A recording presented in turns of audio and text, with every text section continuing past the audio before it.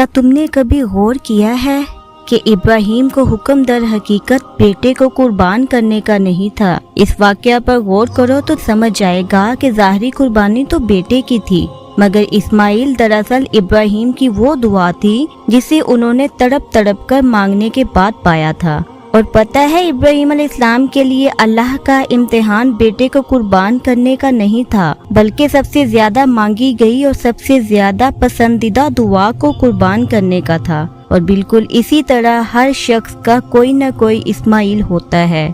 جس کو اللہ کی راہ میں قربان کرنا بہت مشکل ہوتا ہے، مگر اس کو قربان کیے بغیر آپ اللہ کے قریب نہیں جا سکتے، آپ کو اللہ کا ساتھ نصیب نہیں ہوتا۔ کسی کا مال، کسی کی اولاد، کسی کا پیسہ اور کسی کا پیار اس کے لیے اسماعیل ہوتے ہیں۔ اور یقین رکھیں کہ دنیا میں آزمائش انہی لوگوں کے لیے ہے جنہیں اللہ بہت